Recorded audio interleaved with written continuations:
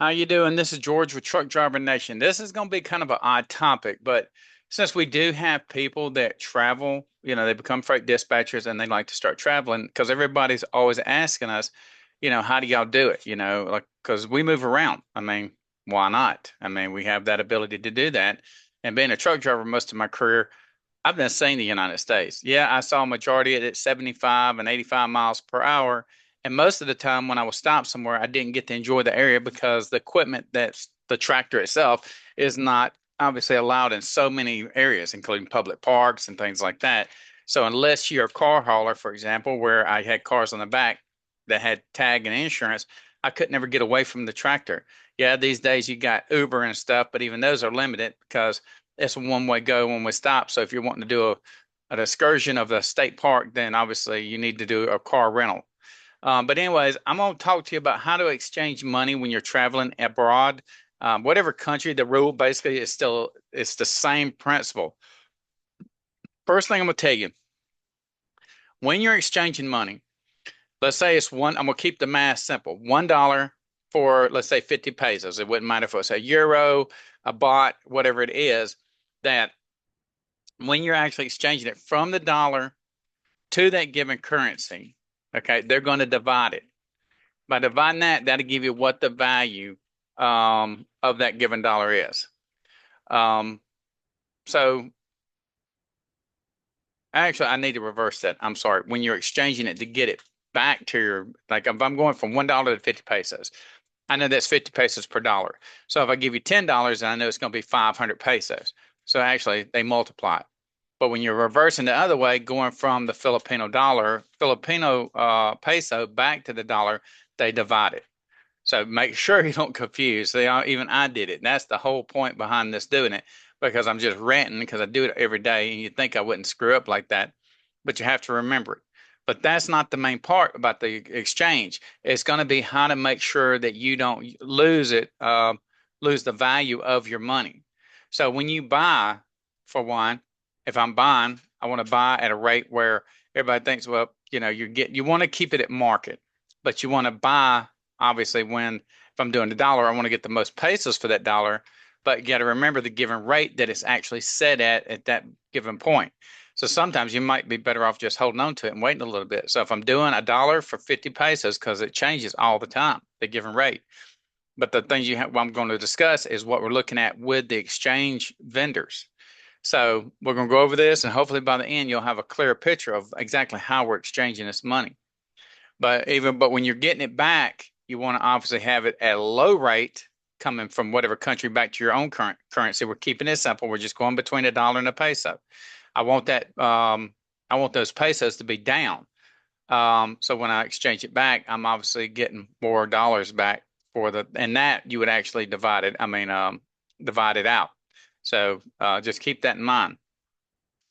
So now how you exchange US dollars is going to be obviously and to get the best rates. If you're traveling to the Philippines, for example, because we're going to use the Philippines for example, because I'm using the Philippine peso as an example. Now, if you're traveling to the Philippines, working at a Filipino business or sending money to family, exchanging US dollars to Philippine pesos efficiently can save you money and even make you extra cash if done strategically. Now, here's a detailed guide, and because I'm reading from my script because I do notes because I don't trust myself because I get my brain gets to going too fast, even in my conversations, right? So here's a detailed guide to getting you the best exchange rate and avoid unnecessary fees. Remember that word fees, because everybody's trying to get what you're even when you're exchanging money, they're trying to get something off you. Nothing is life for free except death and taxes, right? Now, using the U.S. and Philippine exchange rates they fluctuate daily based on the supply and demand, inflation, and global economic conditions. So there's variables. I'm not an economist, so that's just what makes the money go up and down. I'm not into all that. I just look at the number, finding out what the given rate is for that day, and make the decision on whether I'm going to exchange. But even in exchange, you got to know when you want to exchange and what the math looks like to make sure you're dealing with the right people. Now, banks or exchange services often add a markup. They're hidden fees when converting like U.S. dollars to Filipino pesos, meaning you may not get the real exchange rate seen on Google or xe.com. Now, before exchanging money, check the current exchange rate for a reliable source like Google Currency Converter, xe.com, WISE, W-I-S-E. That's what, not WISE like the map system, but WISE, W-I-S-E, also formerly known as TransferWise. Now, best ways to exchange US dollars to Filipino pesos, you want to look at the lowest rates and best rates. Use a no-fee international debit or credit card. Many travel credit cards offer real exchange rates with no foreign transaction fees. So make sure you look at the details in your international debit or your credit card. Make sure they has that those services. Examples like Chase Sapphire, Preferred, and Capital One Venture, and Revolut, Revolute. Now, these are best for cashless payments in hotels, malls, and restaurants. Now, you're obviously going to have to still have some cash on you, okay? These are the cards. Because remember, they're dealing with numbers and not usually actually dealing with actual physical cash. Withdrawal from ATMs in the Philippines. ATMs from banks like we got BDO, BPI, Metro Bank, and Land Bank, which is obviously more often have good exchange rates. Some ATMs charge a small fee, like 250 to about 300 pesos per withdrawal. That's basically $4 or $5 to $6. So take out larger amounts to reduce fees per transaction because you don't want to have to keep going back $5, $6 because it's just like in the United States. You go inside of an ATM and the idiots are wanting to charge you $3 for a convenience fee because you're at the convenience store basically when you go right there across the street to your bank and get no charge. Same thing, same principle we're talking about here. So avoid Euronet and off-brand ATMs as they charge higher fees and poor exchange rates. They're getting you because you got yourself into a corner. Exchange at local banks in the Philippines, like banks, like I said, the BDO, BPI, and BNP offer better rates than the airports and hotels. Airports are a horrible place. Bring your passport as ID verification is required for large exchanges. Here, where I'm at, Philippines, they ain't asking for crap. They want to make money for exchanging the money, and they're not getting off on all the other stuff. It just depends on the country you're in. Some branches require you to be a bank customer to exchange money. I've never really had to deal with that when it comes to this, but of course, like I say, you get familiar where you're at if you're for any period of time, and actually try to negotiate with them as well. It's not going to hurt you, and someone will actually give and take a little bit. Use online remittance service for the best rates, like Wise, formerly known as TransWise again. Remitly, I use a lot of Remitly. Western Union, if you use Western Union, I have no idea, but those pricks will cut you off. And then you find yourself without one source. Make sure that you have more than one way to transfer money in multiple types of formats. So we're talking about like debit, credit card, in the country services like they got here, they got Gcash and and we use Square, which that goes directly to our bank account. If it's our Zelle, PayPal, that's the bulk of the ones that I actually make sure we have at all times to ensure that we got a way to get money no matter what's going on. And also, when you're doing the online remittance services, you also can use Xoom. Is XOOM. Typically offer better exchange rates than banks. So it's keep saying banks. So understand, stay away from the banks. They're going to screw you. Wise and Remitly are the best sending money from the U.S. to the Philippines. Now understand, this is U.S. to Philippines. I want to make clarity on this so there's no confusion. These remittance services, some of these are only mainly used in the Philippines. Every country we go to, we have to actually start doing our research ahead of time to ensure that we're going to have a way to exchange our money or get enough money where we know we can get a good exchange rate, but you're losing money actually. So if you can get the exchange inside the country you're at, like for example, we just got Hong Kong dollars, so we need because we got to go over to Hong Kong for a second. So we went in exchange, but also it gives you time to look at the money too. I know that sounds crazy, so you can become familiar with the money and know how to and understand what you're fixing to pay out. So for like example, when we go to Hong Kong, we're taking the given amount of money that we're doing and we'll multiply it times the given rate because right now we're at 56 pesos. So I'll go 56 times 1,000 and then that because I'm so familiar with Philippine pesos, I'll have a general idea what it is. But if I really want to know exactly what it is in dollars, since that's my fluent language is American dollars, right? Then I can obviously hit it with 56. And then that will take it in exchange from Filipino into actually what you do is you take the 56 and you divide it. So that way, because you have to divide to understand what you're getting in actual dollars. Okay, so 56 divided. So every how many dollars I divide it out, and that gives me how many dollars I have. So worst ways to exchange. In fact, I'm sorry, let me slow down because that's the whole point behind this. So let me give you an example. So if we have 1,000, let me clear this out. So we're going to start with the Hong Kong money. So if we have 1,000, right, and we need to exchange it back to Filipino money. So the given rate for this right now here in the Philippines is 7.8. So we take it times 7.8. That's going to actually equal to 7,800 pesos. So that's what it's actually giving us. So, and if I need to know what this is, because I'm going from there to the Philippine dollar, but if we were going from Philippine dollar to the Hong Kong money, we would divide it. So and now multiplying it times the 7.8 to get back to what we actually have in the Philippines. And then if I need to actually know what it is in dollars, then I divide it by the 56, and that's going to tell me that that is basically $139.28. So if I know that I'm buying a product in whatever area that I'm in, for whatever country I'm in, to have those conversions to the money that you're actually really familiar with, then you can go that way. Now I can take that and actually um, divide that out.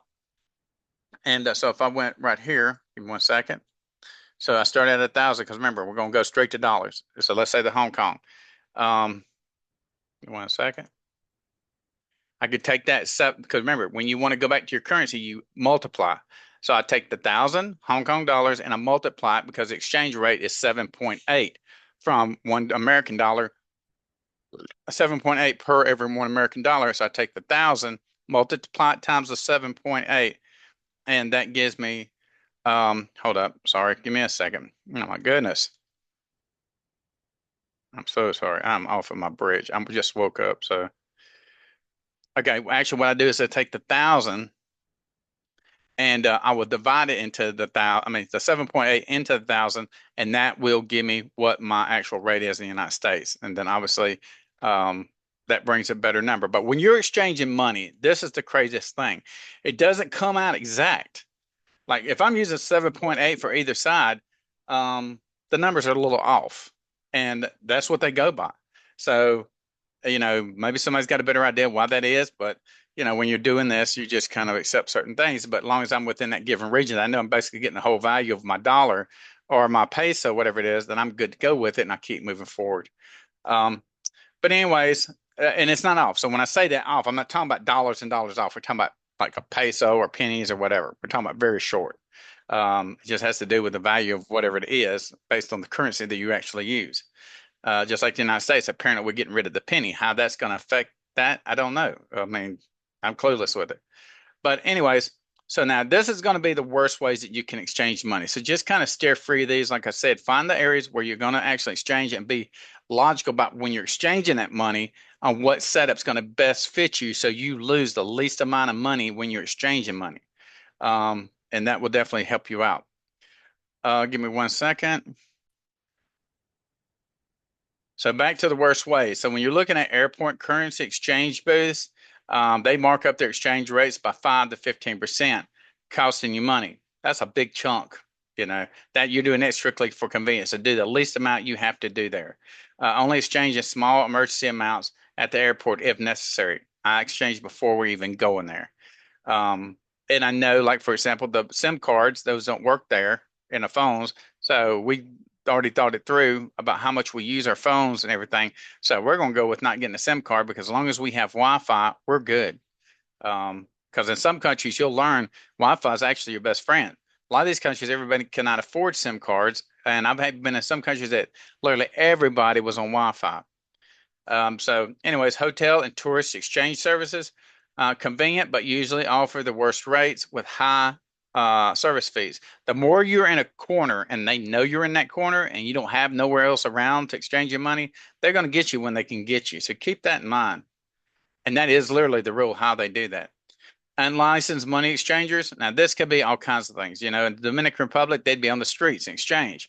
And you can will and deal with them on exchange rate because they're literally making at the end of the day whatever they made off of flipping cash, then that's what they made. Many offer better rates than banks, but come with risk of counterfeit money or scams. So keep it clear and keep it on the table. You know how to count. Don't start exchanging money a lot. You know, here, oh, no, no, you need more. That's when you can expect a red flag scam. So stop it. This is what I need to exchange. If you don't have what I need for that money, then I'm not going to do it. I'm not swapping money and you're starting to get my head twisted up because that's what they're trying to do. I just slow my rhythm down and don't allow them to intimidate or control the rhythm of the situation. If you're using a money changer, pick reputable ones inside shopping malls. Like I said, if you're on the street, you know, you're holding money. You're not laying it on the counter and figuring out what it is. And if you don't have a calculator there, definitely step away. Uh, and that's one of the reasons I'm showing you how to exchange your money so you can actually ensure that you're getting the right amount for your currency. Now, how to make money when exchanging US dollars to peso? If you time your exchanges well, you can profit from your currency fluctuations. And people that are expats and stuff like that, they concentrate on this because if you're doing a big chunk of money and you're going to keep, you know, it's going to cover you for whatever number of months or weeks or whatever it is, that's opportunity that one, they don't want to lose money, but that use the opportunity to actually try to make a little extra money, whatever it might be, you know, depending on how much, it could actually be significant. Example, exchanging 1,000 US dollars to pesos. Bad exchange rates, so you lose money. So exchange rate of $1 equals 50 pesos, which is well under what the market is. That's 6 pesos short. That you end up receiving 50,000 pesos. So let me show you something. So if we got $1,000, and we know that's going to actually equal, give me this, 50,000 pesos. So we're going to times it times the actual given rate right now, which is 56,000 pesos. So we're talking about that 6,000 pesos short. So you take that 6,000 pesos and you divide it by the actual exchange rate, right? Then you lost $107 from that person by scamming you just 6 pesos. So you might think, oh, that's just a couple of pesos. It really adds up. So ensure that you're getting the right rate at what you're doing. So obviously, but it's given the next example, a better exchange rate, you gain more Filipino dollars, which you're not really gaining because the exchange rate right now is either 56 or 57 because it changes, you know, pretty drastically. So an exchange rate $1 equals 56 pesos. So you receive 56,000. That's an extra 6,000 or $107, which math I just did, right? So just by exchanging at the right time. But that's actually the right rate. If you get 56 or 57, depending on the day, then that's the correct rate. But they got to make money somewhere. So keep your eye open on how much they're actually making. Some of them do less than a peso. And those are, you know, for those, absolutely, you need to make something, but I'm not trying to give my money away. Tips to make money on currency exchange. Exchange when the Filipino dollar is weaker. That's on any given currency compared to the US dollar. Use Wise or Revolut to track and lock in a better exchange rates. That's two of the system, WISE and Revolut, REVOLUT. So those two platforms actually show you exchange rates. Avoid avoid impulse exchanges at airports or tourist areas because you got yourself in a corner. You want to do something now. You're running short on cash, and you're trying to figure out because remember, not everybody in these third world countries, you will in developed countries, but in third world countries, they're not going to have ATMs at some little hut selling whatever their product is. So make sure that you're looking ahead of time for scheduling your days and what's going to be needed to cover your financial needs for that period. Final tips, save money and get the best rates. Always check the real exchange rates before exchanging money. Use a travel credit card with no foreign transaction fees. Withdraw cash from local bank ATMs instead of using airport exchanges. Remember, banks still get you too. So when you're using these ATMs, be sure what kind of ATM and find out what the service fee is for it. Use remittance services like Wise for the best conversion rates. Well, WISE, I'm saying that again because I don't want you to confuse it with WIZE. That's a different platform. Time your exchanges wisely to get the best deal. Now, by following these strategies, you'll keep more of your money and even make a profit if you're scheduling it right when making your exchange rates. So these are the things that people need to understand. So, like for example, again, when you're actually exchanging, they're using division, and then when we're bringing your currency back, it's multiplication. Keep those two in mind. So when you're out there using your money, you can easily convert it back to the statement of revenue that you're used to seeing and understanding what that makes that product worth is, what they're asking for it, what it's worth to use, depending on what you're willing to pay for it. So I hope that helps you out. But anyways, this is my little short version of understanding currency exchange while traveling abroad. And obviously, if this interests you and you want a way that you can travel abroad, make sure you visit truckdrivernation.com. If you want to be a work from home freight dispatcher and still continue to make American dollars while traveling abroad.